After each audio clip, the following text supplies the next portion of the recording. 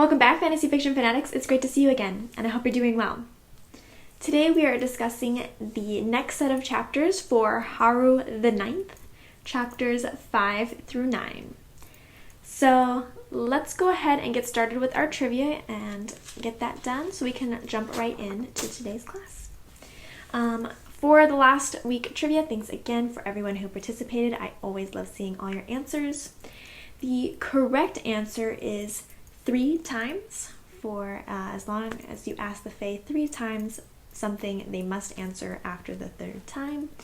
And congratulations to both Kathy and Dan who got it correct. I really appreciate you guys playing with me, like I just said, and if anyone wants to join in with the weekly trivia, you can go ahead and head over to fantasyfictionfanatics.net. It is on that right-hand side. You'll just have to scroll down just a little bit if you're on desktop. If you are on mobile, you'll have to scroll almost all the way down, and you will see it down there for you to answer, and we can all see next week who gets it correct. Thanks again to everyone who puts in answers. I enjoy playing with you guys. Okay, let's go ahead and get started with our recap. I feel like once again, this recap is like the hardest part of my outlining, though normally it would just be simple because the events are all over the place and I still have no idea what's really going on at this point. So it's a little bit harder to track exactly what is going on in order to make this recap. Let me know if you guys are also feeling a little bit discombobulated with everything going on, the random chapters flipping around in the timeline, as well as with the second person point of view, getting that a little bit more straight in your head, because it's definitely messing with me. Okay, so we start in a chapter that's in the past, or in a memory, of Harrow and Ortis traveling to the first house. And as they are approaching, they chat a little bit about her insanity, as well as the topic of what it might be like to have a lyctor. So they're just kind of having this little chit chat until she finds a piece of flimsy that looks to her as if it has some writing on it. She hands it to Ortis, and he says that it's blank. And then we jump into the present day, and Harrow wakes up to find a different lyctor, one that is an older lyctor, escorting her into a space shuttle. And she doesn't really understand what's going on, but loads her up, as well as Ianthe is already there, onto the space shuttle. And the Emperor ends up coming up, catches up with them, and eventually gets himself also on the space shuttle, and they do take off from where they're at. To me, it wasn't very clear from the beginning exactly where they were at to know where they were leaving from, but they take off and they decide to take this place called the River, or a travel pathway called the River, in order to make it to wherever their destination is. And they do experience some trouble in the river. Harrow is fine at first. Ianthe is kind of freaking out, but Harrow's okay at first until she ends up trying to do some necromancy, and during that time then these bodies just go ahead and swarm her, and she ends up being on the verge of losing her soul. At least the Emperor and Mercy Moore, and the other lyctor, is concerned that she is going to have her soul left behind. And then at the end of that chapter, we are back again in the past, where her and Ortis are first at the first house. And Ortis ends up receiving a ring with a key on it, and teacher explains about the laboratory that is underneath them, and that they will need to be doing trials down there, as well as the sleeper, as he calls it, the creature that is the sleeper, and how dangerous it is down in there. And then Harrow wakes up again and finds herself in a new place, in a pew of a church, and they seem to be at Cytherea's funeral of some kind that they've put together. We're not really sure exactly where they're at yet again. But then another lyctor comes in. His name is Ortis, that we find out, and declares that number 7, in capital letters, number 7, will be on them really quickly, and the Emperor says that they are going to stay and fight instead of running away. So that's where we're at. Again, it's a little bit all over the place. We're in the present, we're in the past. We kind of don't totally know what's going on or where we're at, or because Harrow doesn't know where she's at, really, and is kind of still adjusting to the whole situation. We're going to see where this keeps going, but let's go ahead and talk about what happens in these sections and what is important to keep in mind and to think about with the additions to what's going on. The first thing I want to talk about is God, or also known as the Emperor Undying. So, in the first book, we only really see him at the very, very end, the very last little epilogue. We see a little point of contact, get a little bit of a sense who he is. The first 4 chapters, we see him a little bit in the fact that he does have that conversation with Harrow, and he tells her that he's gonna send all the people that he promised to the 9th to restore her house. But it's a little bit of a, where we didn't really get to see enough of him to truly understand who he is or what his role is at this point. I mean, obviously we know that he's kind of the leader of the place, and that that Harrow is following his orders and is going to be his lector, but we don't really truly understand who he is, what kind of person he is, or anything like that. But here we're starting to see more of him, and we're getting a sense of interacting with him and getting a snapshot so far of our beginning impressions. So let's go ahead and talk about that. The first thing is that it's very interesting the fact that he seems to have a real name, and that name that 2 lectors have now called him is John. And it's a very personal thing to call a god by their first name to their face and have it be a very personal connection. So we do seem to have a name. I don't know if it's actually his name or not. We haven't had that addressed yet, if that's actually like a name he was born with or a name that when he became into existence, or not really sure exactly how this god became to be God. But we don't really know where John came from, or if it's more of a, we have a John Doe, it's like a generic name is John. So if that just is a term that they call him, or if it's actually his name, we're not sure, but it does seem that they are calling him in a more informal sense. And so he does have this little crack in his godlike armor where there is a personal connection with the name John. Now, as an actual personality, he seems to be very loving, very close to his lectors, at least the ones that he's had a very long time. He seems to have, and as well as other people that we've seen a little bit that he has known for a while, he seems to have a very close personal relationship with them, and seems to treat them very much with, I wouldn't say kid gloves, because there is the point where he's actually scolding Mercy Moore and stuff like that, but he treats them with this love and care and this little bit of they're his children in a way. Obviously they've been together for thousands of years, so that could also be part of calling him John, and the part of him treating them so specially is because when you live forever, it's kind of makes you a connection with the people who are living forever with you, especially if they are working in close proximity to each other. You feel in those bonds that are kind of unshakable. So it could be that he has a specific connection with them because they are, been together for so long and they have this close relationship that's been bonded into them.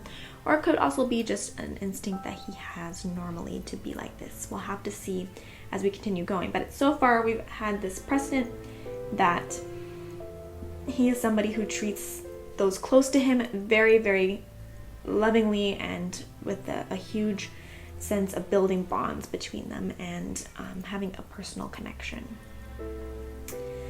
He also is a very solid, down-to-earth person.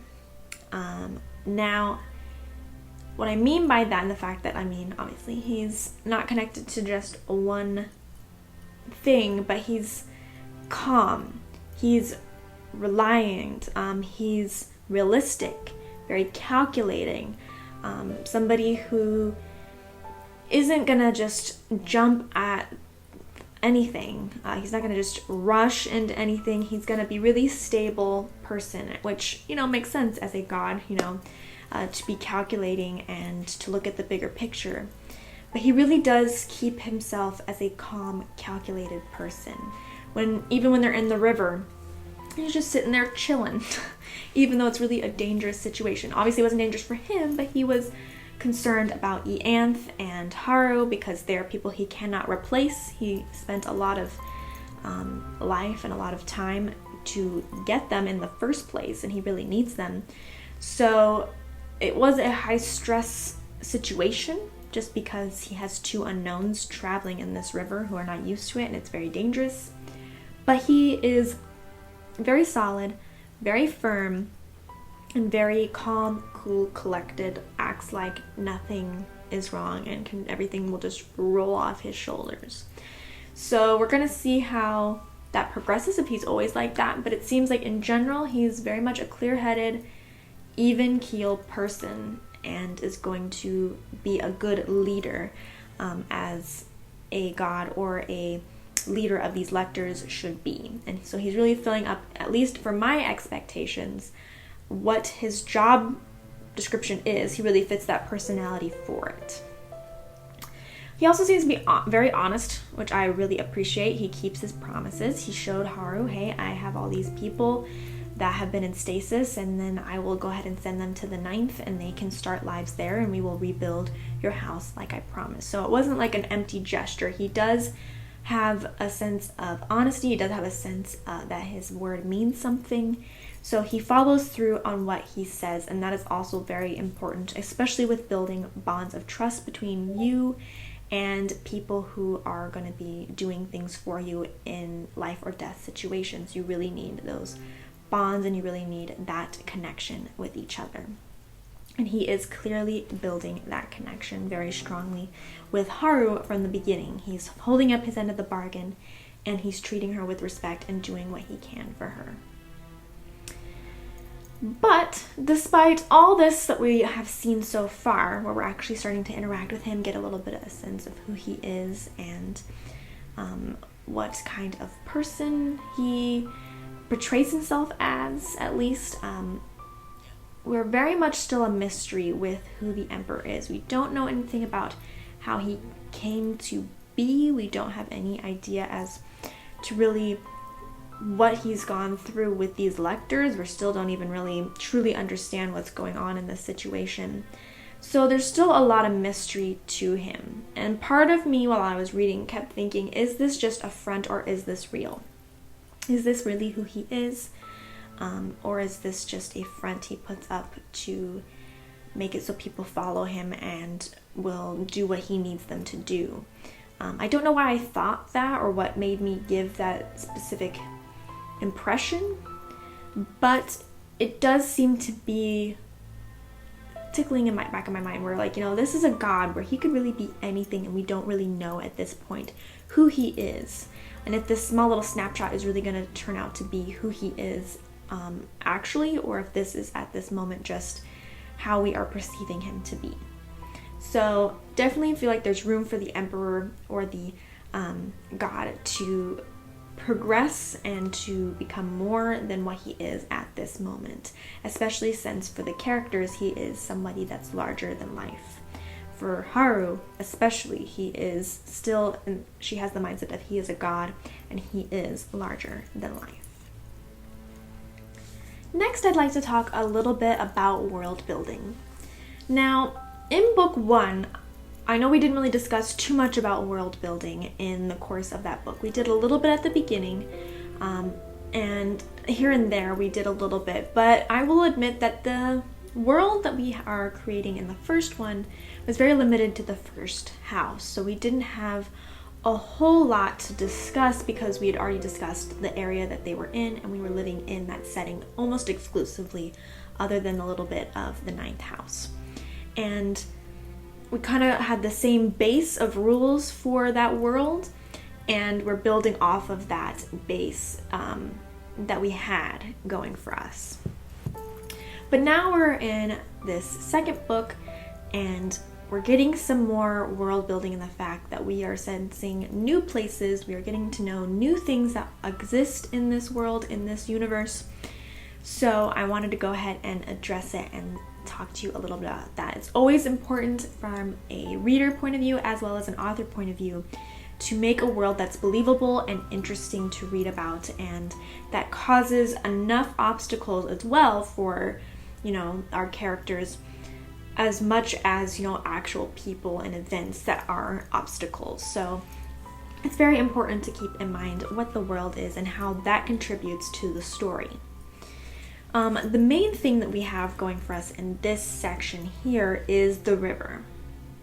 The river is super interesting that this thing exists in this world. It's very mixing the sci-fi elements and the fantasy elements and putting it together. Though I can definitely see at the beginning of this book, we are starting to see a lot more sci-fi elements than the fantasy elements at this point. And it is kind of a fusion of the two, with the necromancy and the magic being the fantasy elements, and then we've got the space elements being the sci-fi. So this is once again a mix of the sci-fi and fantasy, and creating what both of those genres can fit together. So the river is made from magic, from spiritual magic. So that in itself is pretty awesome, that out here in the middle of space, somehow through magic we have this river, and it makes it so that way you can travel at, you know, more than lightning fast speed. Like, it just gets you right where you want to go. So it's a form of travel, a magical form of travel that allows them to get where they want to go really quickly. Though the downside of using this particular pathway is it's very dangerous to do. It has mental effects, or at least it seems to be, based on what we know of it right now, to be mentally based side effects that we've got going on here. The hallucinations, the effects that, like, you feel like it's water, which is probably why it's called the river, because it feels like your ship is filling up from this magic, but it seems like it's being filled up with water. And you even have the sense that Harrow knows it's not water. I mean, the Emperor is really just like, it's not real, you don't need to breathe. Like, you don't have to worry about breathing in water or drowning in it. So she ends up breathing it in and breathing it out, and it really affects her. We don't know totally if this water is real, if it was just the sense of the river, if that was the magic, or the spirit being intangible form. But the effects of it are very mental. It's not actually going to affect the person physically. And the Emperor's just like, whatever, in that moment. He was just sitting there very calmly. Once Harrow tries to do something that ends up, you know, affecting the river, that's when she started seeing all these bodies just crowding in around her and trying to take her from mentally, her spirit from her body, and just overwhelming her. These bodies that aren't actually real. You even have the Emperor saying, just ignore them, they're not there, you know, don't get taken in by them. But they are so realistic mentally that it's hard to imagine that they're not actually there. And it's pretty interesting that this river can make it so you lose your soul to the abyss of the world, and your body ends up being just an empty shell at that point. Of course, Mercy Morn does say she'll have to kill Harrow if that happens, but it's pretty interesting that you can just, if you don't concentrate on the there and now, and you get too wrapped up in the mental things that are shown in this river, that you can just be swept away and be absorbed by the river. At least that was the sense that I got, was that you'd probably just be absorbed forever into this river.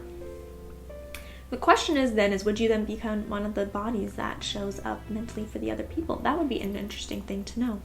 I didn't get that sense from, or that answer from what they were announcing for this river, but if you caught something of that nature, please let me know in the comments below. I'd love to talk about that and be interested in that.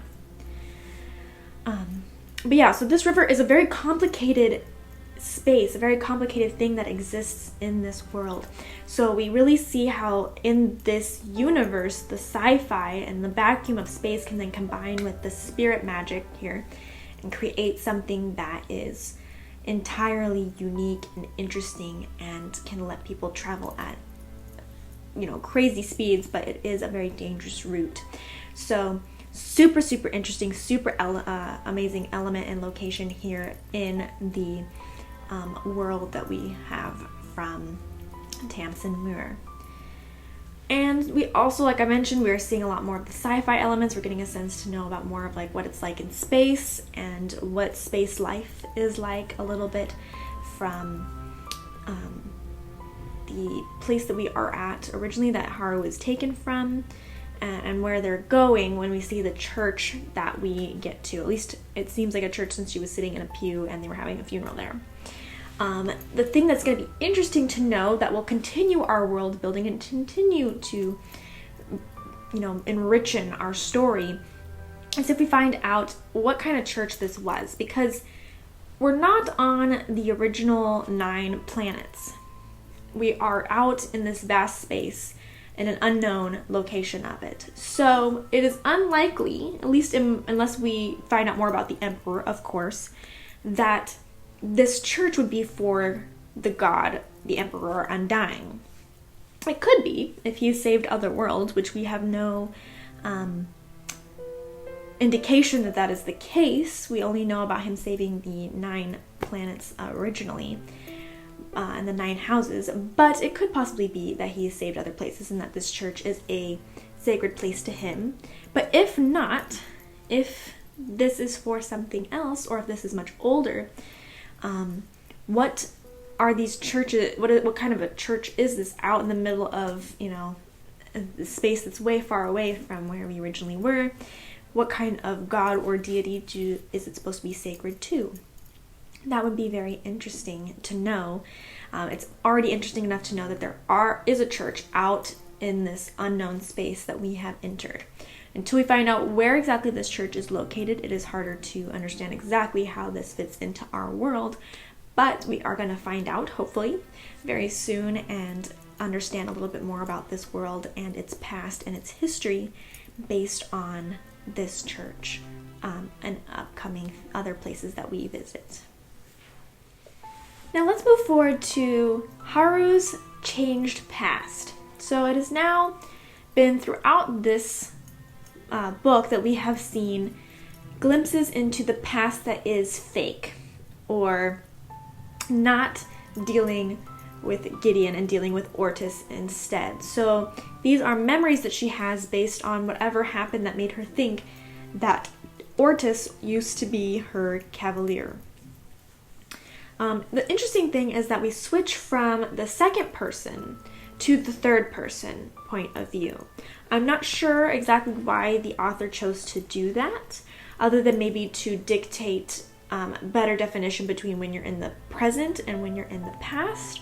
Or maybe it's because this is a fake past, so it is not being presented in the same point of view because it's not real. So if the point of view that we're talking from is second person, and that's what we're using to dictate how Harrow views herself, or how the narration views the events that are happening, they're changing the point of view for the past because it's not real. That could possibly be a reason that she changes up the point of view. Either way, it's very interesting to move from the second point of view, which is a little bit unusual and harder a little bit, at least for me personally, to accommodate to. I mean, it's easy to read once you're in that mode, but then you move to third person point of view and are in a little bit more of an easier point of view to understand because it's what you're used to, and then you're being shot back into the second point of view and you kind of have to recover a little bit. At least for me, I did, so I'd love to know if that happens to you as well. But it's very interesting to go from the second point of view to the third, back to the second point of view, the way that she has this structured out. So with these past little glimpses, we are starting to see what she believed happened in the past, what she knows, what she believes is the way everything happened. And the thing that's also interesting is, even though we're seeing the same events that we saw in book 1, like her coming to the first house and, you know, the beginning of the first house where they have that meeting and everyone says all those prayers and everything like that. But we're seeing those events being remembered differently, which is super interesting, especially since we have a different person coming with her. Those events also adapted to being different for whatever that person does. It's not the same thing that Gideon would have done. It's not like it just replaced Gideon in the spot that she was in and made it to be Ortis instead. Completely new dynamic of what happens with Ortis, as well as what happens in general. I mean, the moment where he gets the ring with the key and teacher is like explaining everything about what is going on did not happen with Gideon. She did not see that flimsy with the writing on it that I remember. I know that she was freaking out and they had like this little tiff about how Harrow was not handling space very well, but it did not happen that way. So it's interesting to see that the things that happened also significantly change, and not just with Ortis, but with all of the event, not just the character that is subbed out in Harrow's memory. So is that a planned changed memory or not? Or is that just because if you sub the one person, the memory completely changes? It's not sure about like how that actually happens and why these are so changed, but it is very interesting that these moments change so much, and it's not just the fact that Gideon is not in them. We're also seeing what kind of relationship she thought she had with Ortis. So the dynamic that Ortis and her had, based on what she thinks happened. So there's very much a different dynamic between her and Ortis. She's not, rude and mean to Ortis. She's actually quite civil with him, though she does have that air of I'm better than you and that I am superior and I am the necromancer in this partnership. She isn't mean, she isn't condescending, she's Harrow in many senses of the word, at least not as we've known her with Gideon. Much, much kinder, much more impersonal relationship in some cases as well. And what I find very interesting about the whole situation with these changed memories, especially with knowing that they are so changed, they're not just Gideon's, whatever happened with Gideon was changed to Ortis, is that now Harrow is a different person. And I don't know if you guys can kind of tell that based on how she's been acting, but I can kind of see a little bit of a difference, even though we understand that with Gideon, she acted that way specifically with Gideon because of the relationship that they had based on her parents and based on, how she was born and all that. And we kind of saw a little bit of a softer side to her at the end.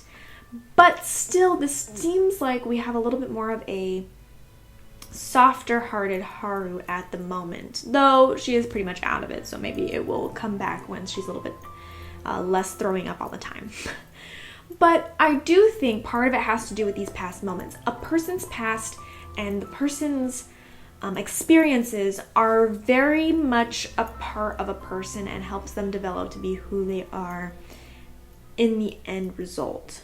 As who your accumulation of all the past experiences that you have, and that makes you who you end up being. And even if you change some things, that won't change you. But if you have a whole changed past, and the fact that she doesn't remember Gideon at all, Gideon did not exist in this past that she remembers. So the past has changed completely because Gideon's not in it. So she doesn't have that relationship anymore, and she doesn't have what she gained or what kind of person she became because of that relationship. Not only that, but then also the events of what happened and how she remembers things to have happened is completely different. The way that she had to go about becoming a lyctor is completely different because she already apparently knew from teacher exactly what she was supposed to do. He lines it all up for them and even gives them the key to the lab instead of them having to figure it out and ask for the key to the lab. So we're seeing where Harrow is now based on this past. And so the changed past, now we're seeing, or we're going to hopefully see as we continue forward, more of who Harrow believes that she is at this moment because of this change in the past. Now, the Harrow that knew Gideon did make this change and chose to however this happened, make this memory of Gideon change to Ortis or whatever that ended up leading to this. So I don't know if she needs to be this kind of person based on what her plan is or not. But it is definitely interesting. And we're seeing more and more now how different things were and how different Harrow is. Even in the past experiences, because of these changed memories and these changed events and not having Gideon there, she is different. And that makes her, our present Harrow, different. So we're seeing now a development through this past, little cuts to the past, this development of who Harrow is in this book right now. And in many ways, you have to kind of forget who Harrow was in the first book. Not completely, but just keep her on the back burner because that Harrow is on the back burner. And now we have to kind of relearn who Harrow is based on the events that we are being presented with and how she's acting now. So very interesting how you can just change one aspect of a person's life and get so many different things for that person to then change who they possibly are and how they might react based on their different experiences of their past. And that one change affects everything. Let me know what you think about Harrow right now and whether you've seen a change in her, whether you feel like she's softened, whether you feel like she's the same, and what you think of these past moments. I really feel like these are going to be super important, not only because it took so much effort to change it and it's been such a big deal that she is not the same Harrow that she was, but also just because we're learning a new Harrow and seeing what this change of not having Gideon in her life has made for her. Now let's wrap it up by talking about the nitty-gritty. I only have two main things for this set of chapters that I think we should keep in mind, kind of just touch on before we go ahead and end this discussion. The first one is that currently Mercy Morn is very stuck up and judgmental. That's all we've seen of her so far. We have seen that she did, as mourning Cytherea, who was killed, but other than that, we really only see stuck up, judgmental, harsh personality so far. So not only against Harrow and Ianthe, but also Augustine, who is her fellow lector. So going to be interesting to see how she moves forward throughout this book. I'm not sure what to make of her at this point. I definitely feel like she's somebody to watch out for, and we're going to see if there's any development and growth for her at this point. At this point, we don't really know much about her other than what's been quickly presented to us in this kind of combobulated mix-mash of events. So let me know what you think of Mercy Morn if you have any opinions on her so far. And then the second is that it seems that the lectors are actually falling apart at this point. Like literally, they're not getting along with each other.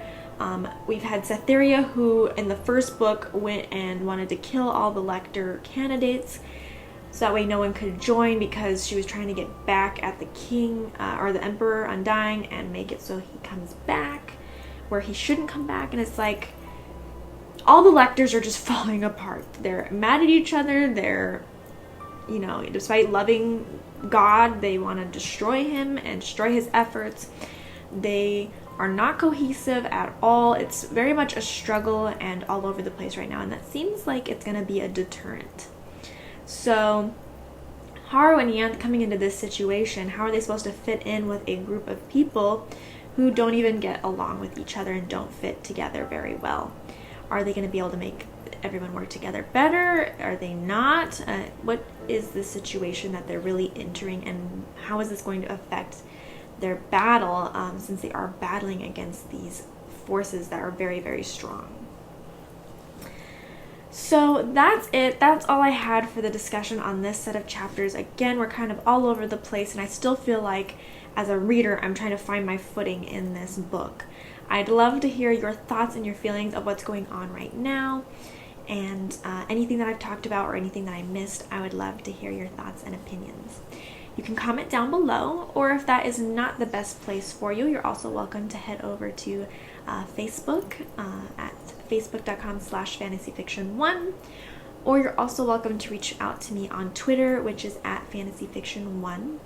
I'd love to hear from you on either of those places. Or the best place of all, if you really want to get in touch with me, is going to be the Discord, because you can talk to me as well as your fellow fantasy fanatics. We've got over 40 people over on the Discord having a good time chatting, being available on all different kinds of fantasy topics, all different topics from the Academy here, as well as the blog that we've got, the Dragon's Hoard, and just not fantasy related at all, just chit-chatting and getting to know each other and getting some suggestions from each other. So if you'd like to join the Discord and see what it's all about, we would love to have you. The link for it will be down below.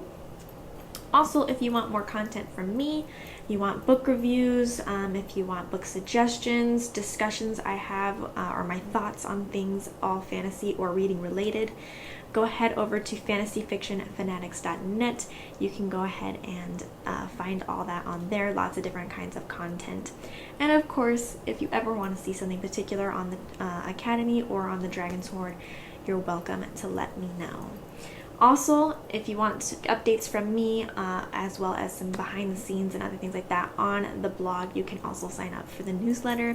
I don't plug it that much, more than I should probably plug it more so that people know about it, but it is on there. If you sign up, you'll get a monthly email from me with just different content that I've put out, as well as some more behind the scenes kind of looks of fantasy fiction fanatics.